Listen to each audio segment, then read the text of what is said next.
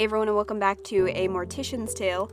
We are on December 2nd, I believe, and we should be getting our job assignment here soon, but first, I think before we read that, let's read the other emails that we have. So this is from one of the family members. Hi Amy, thank you for the wonderful evening you and your staff put together with my father's funeral. He wasn't always an easy man to get along with, but I'm glad to have seen him off in such a kind way. Thank you. Passing on this lovely thank you note. It's nice of her to do that as a boss, I think, because I think a lot of times bosses don't really thank their employees. Anyway, so this is from our friend Jen. Charlie, I was doing some reading. I know you hate when I try to give you dating advice. Oh god. I don't want to date my cadavers. But hear me out.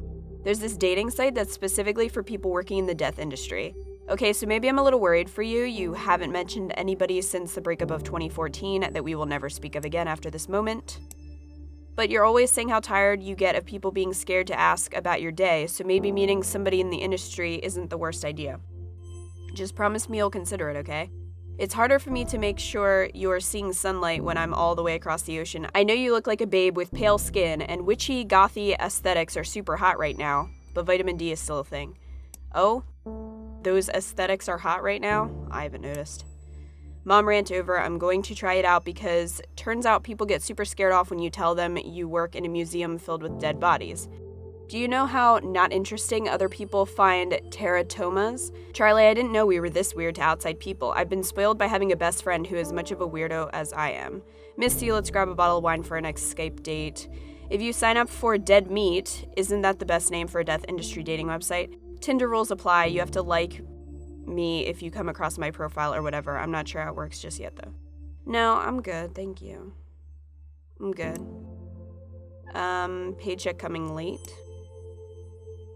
Hey, Matthew, this is embarrassing, but it seems I miscalculated some of our income and I don't have enough to pay you this week. Would it be terribly inconvenient if I cut you a check for next week instead? If you need the money urgently, please let me know. I feel terrible about this whole thing, and I can cut you a check from my personal account if need be. I'm so sorry about this.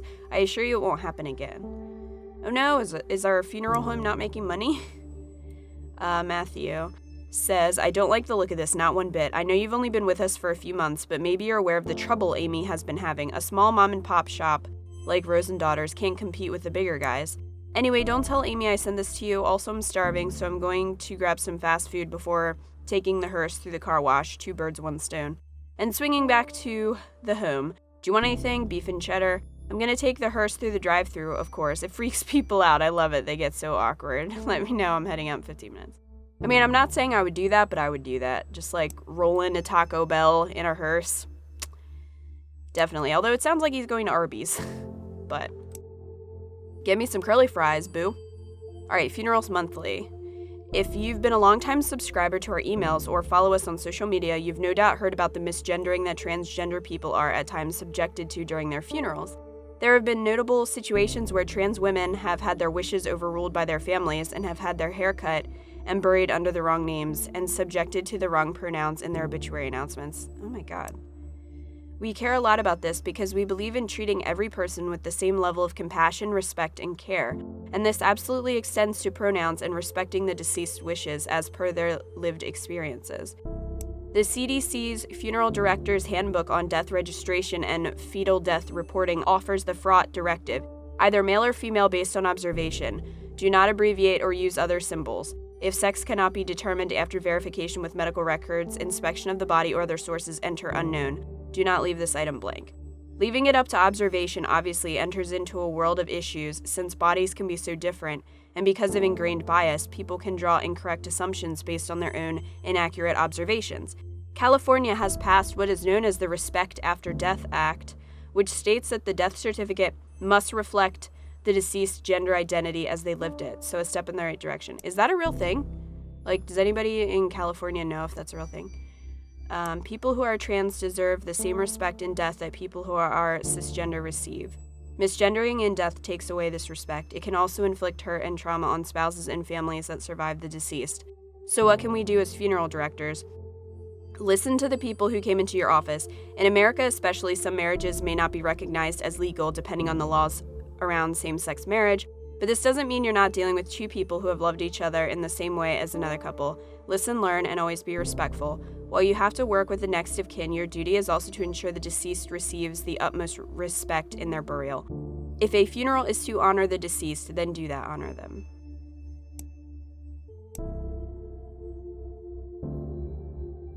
Alright, today's work. Hello, Charlie. Today's funeral is for a woman who died from breast cancer. Nothing fancy, just a standard cremation. Please don't hesitate to ask me if you have any questions. That's sad. This game's making me sad. Oh my god, there she is. Alright, we'll go over and talk to her. Well, we're not gonna talk to her. Maybe. Talk to ourselves. Before we cremate Mrs. Hall, we'll need to prepare her body, okay? Mrs. Hall's family brought clothing and jewelry for her to wear. It's important to remove these before the cremation process as to not damage them. Well, couldn't you be cremated in the outfit if you wanted to be? Okay, we'll take off the necklace. Just click on the round identification tag and place it in the coffin. We need to be able to identify Mrs. Hall's remains after she's been cremated. Okay. Great, Mrs. Hall is all set to be cremated now. Oh, I thought I would have to actually, like, undress her. Which I'm, like, not about. Oh my god, I have to push the button and, like, send her into the incinerator? Jeez.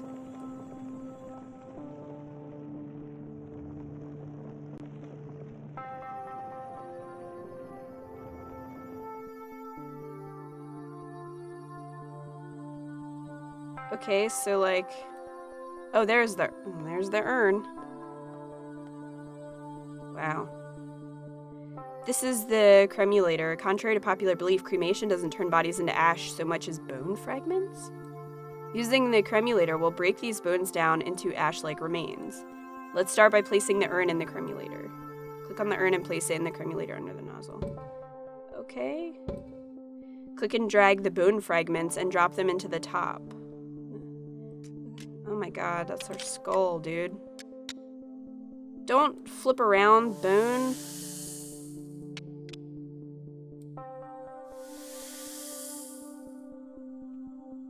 Wow. Now that all the bones have been processed, click on the urn and place it back on the counter. Okay. Make sure to put Mrs. Hall's necklace back into the urn. What, I mean, do we want to put it in there for somebody to reach in there? Go in there. There we go. Don't forget the tag. Click on the round identification tag and place it in the urn. Okay. Last step, click on the urn's lid and place it on top of the urn. All done. Amy will take the urn to the funeral parlor and present it alongside some flowers. It's time to attend the funeral. Follow the arrow to head to the funeral parlor.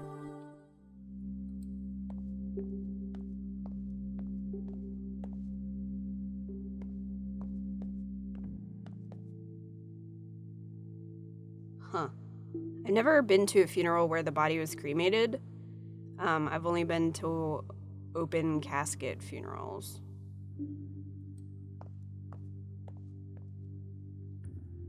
This is nice in a weird way. She'd like that we're all here together talking. She always tried to keep the family together. Food is delicious. I know that's weird, but these crab cakes are perfect. Wow. Okay. Glad she was cremated and not, like, in an open casket or something. Seeing her like that, I don't know if I could have. Well, it's not about you. It's about her wishes. At least we all got to say goodbye. She would have liked that.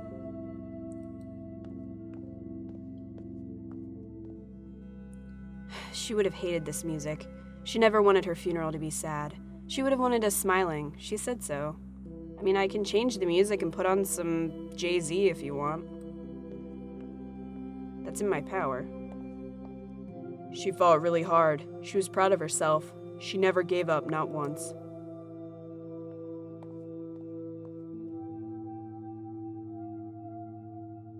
Pay my respects.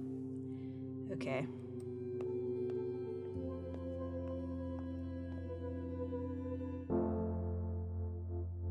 Like, it's weird to think that there are people who do this, who are dealing with, like, dead bodies and preparing them and stuff every day. Because it's not, I don't know, it's not really something that you think about until, you know, you're going to a funeral or something. So, Alright, Charlie, I thought you'd like to see this thank you note. Hi, Amy. I'm so eternally grateful that you were able to accommodate our request for my sister's funeral. It was a beautiful service, and she would have been happy with it. That's such a weird thing to say, isn't it? Thank you again from the bottom of my heart. Okay. And then Amy is forwarding this. I thought I would forward this to you. In situations like this, we typically connect people like Ryan with a grief counselor or other professionals who can really help him. Sometimes we get emails like this when people don't know where else to turn. It's difficult, and family isn't always the most reliable for some people. Usually I would be happy to connect him, but I'm feeling a little tired today, not my usual self. She's gonna die. Oh my god, she's gonna die.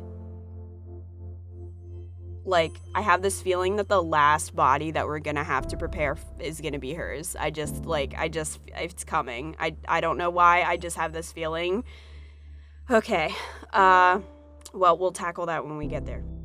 And it would be good for you to start building these kinds of relationships on your own. You're a treasure, Charlie. Alright, Ryan says, I don't know what to do. Hi, Amy. I know this email might be a bit odd, but you said if I was ever having troubles, I should reach out and you would know somebody I could talk to about all this.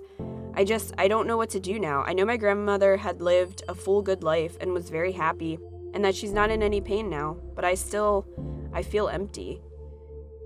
I've never felt this empty before. What am I supposed to do now? I thought I was stronger than this. Can you refer me to someone to talk to? I don't want to freak out my mom right now. She's dealing with enough with work and the will and trying to just be the best mom she can. I just need somebody to tell me that it'll be okay. Thank you, and I'm sorry for being an inconvenience. Aww. I mean, I can't really respond to him, but we'll just assume that we did? Okay. So from Jen. Charlie, I've been playing a new game when things get slow at work. It's called Tales from the Crypt Sweeper. Get it?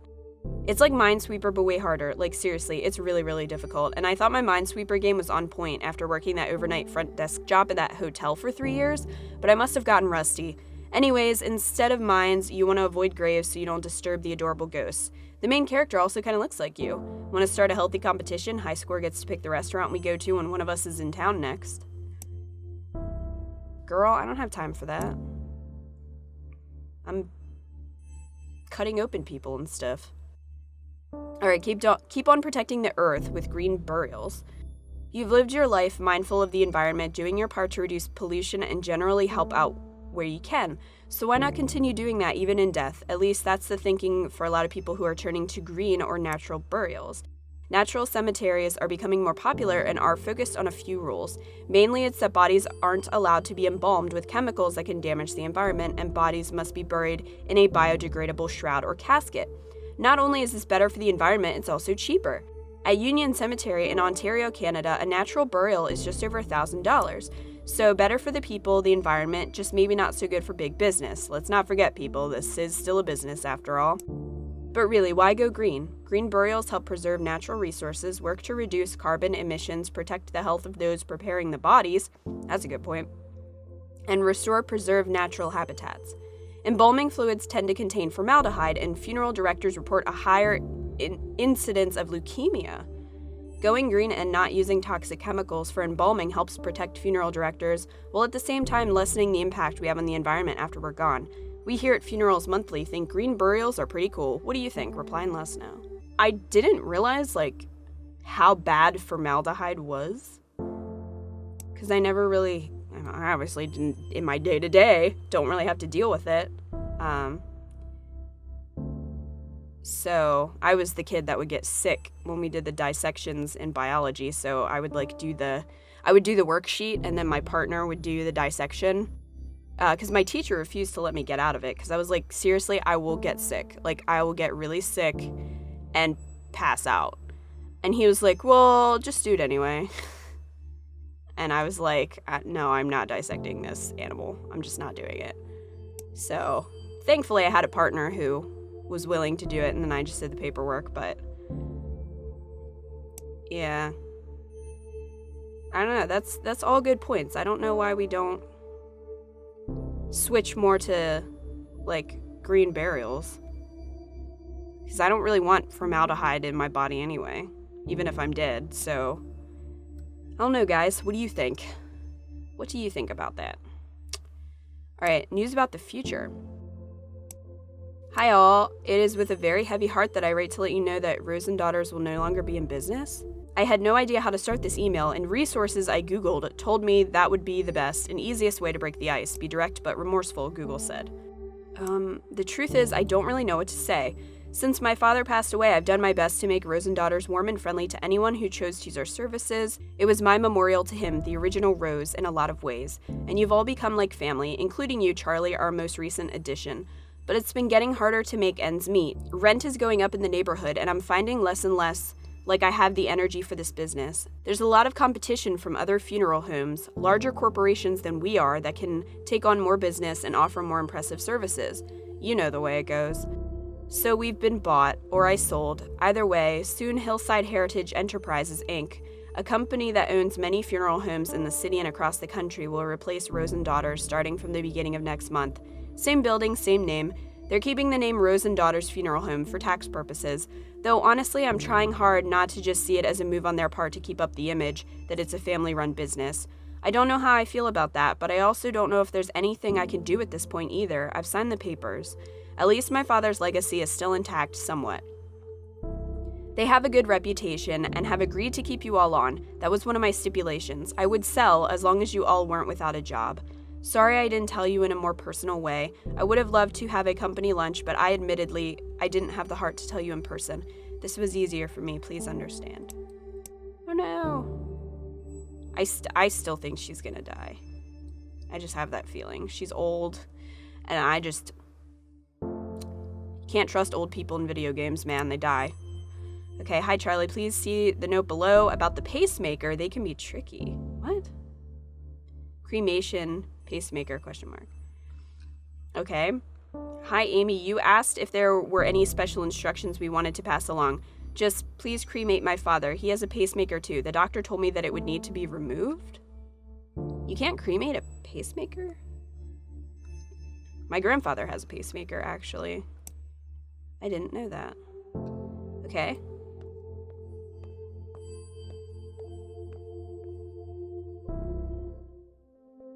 Mr. Reyes came directly from the hospital, so we don't have to worry about removing any valuables from him, as the family did not provide any for us to include.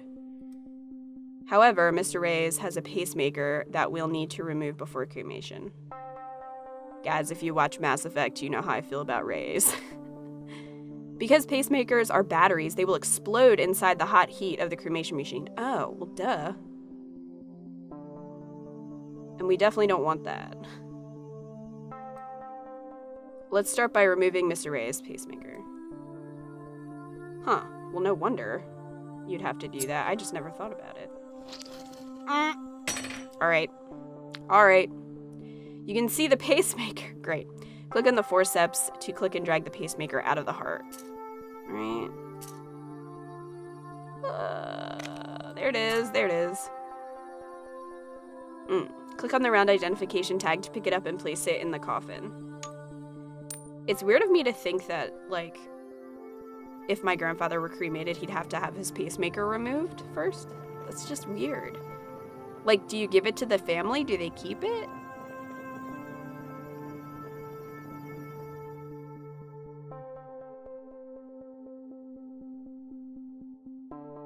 I mean, I guess it doesn't matter if you're just being buried, but...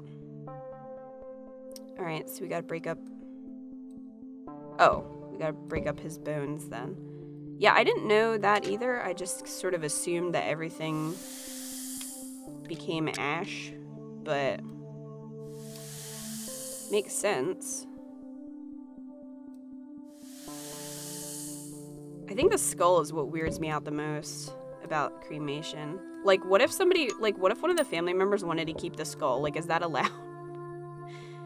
All done. Amy will take the urn to the funeral parlor and present it alongside some flowers. It's time to attend the funeral, follow the arrow. Okay.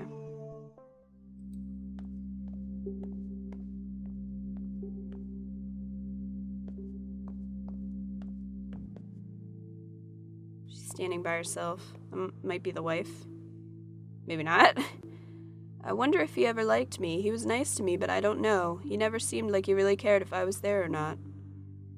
Like, I still don't know. Is that his wife or colleague or what?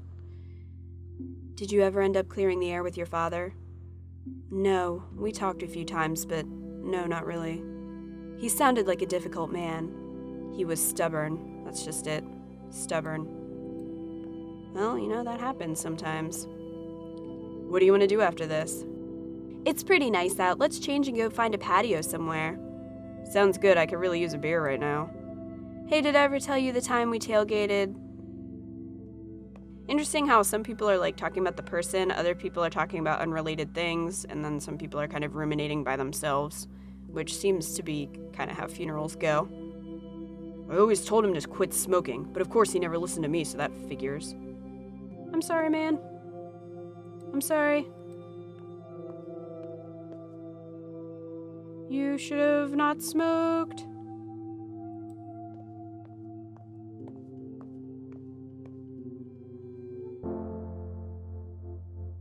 Oh, I think we're still in the same month. Alright guys, well I actually think that's going to do for this episode. Let me know what you guys are thinking about this game in the comment section below. I'm really curious to hear your thoughts about it, so let me know. Thank you guys so much for watching. If you did enjoy this video, please remember to give it a thumbs up to share support. It really does help me out. So thank you for watching, and I'll see you in the next one.